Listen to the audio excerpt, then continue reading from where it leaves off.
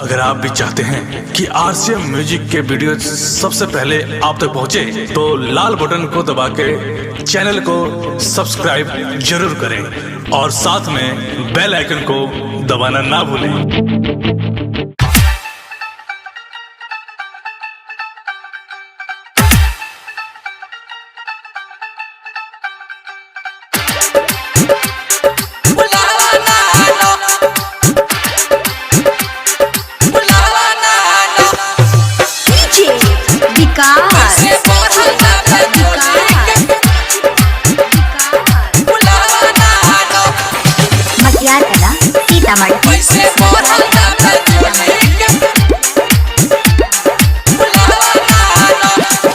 पहले तो रहे छोटा भइल कैसे बड़का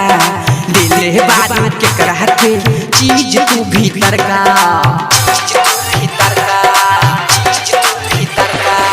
पहले तो रहे छोटा भइल कैसे बड़का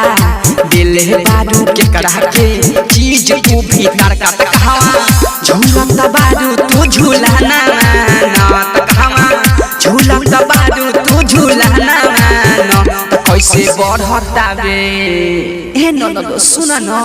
कैसे बढ़ल जाता चोली के फुलावा ना कैसे बढ़ल जाता चोली के फुलावा ना चिरो बढ़ल जाता चोली के फुलावा ना डीजे विकास कैसे बढ़ल जाता चोली के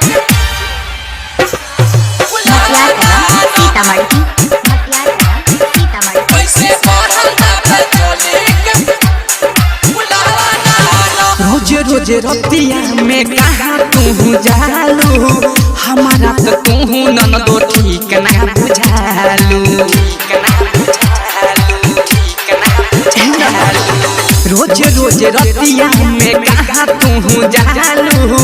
हमारा तो तू नन दो ठीक ना बुझालू तो काहे हो तो नहीं खेतारो गवाना न काहे हो तो नहीं खेतारो गवाना बढ़ल जाता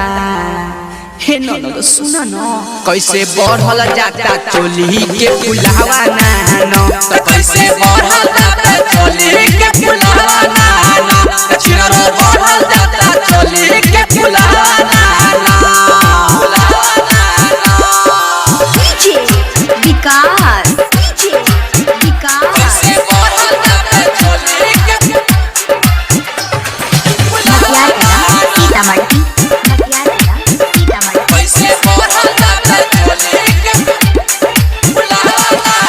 राइटर रंजन सोर कैले बाबूरा जिला राजू रविंदर से गरबा ताजू जाके किला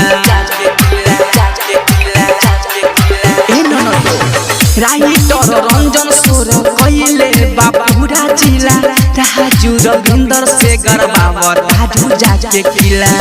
तोहके देखले बापू पारा धाना मान तोहके देखले बापू पारा धाना मान ताहार बढ़ल जाता चोली के फुलावा ना चिरो बढ़ल जाता चोली के फुलावा ना दो बढ़ल जाता चोली के फुलावा ना पहले तो रहे छोटा भइल कैसे बड़का दिले बारू के करा के चीज तू भीतर का कहवा झूलत बारू तू झूला ना कहवा झूलत बारू तू झूला ना कैसे बढ़ता बे ए न सुन न कैसे बढ़ल जाता चोली के फुलावा ना कैसे बढ़ल जाता चोली के फुलावा ना चिरो बढ़ल जाता चोली के फुलावा ना डाउनलोड कीजिए RCM music official app play store से आरसीएम म्यूजिक के सारे ऑडियो वीडियो डाउनलोड करने के लिए।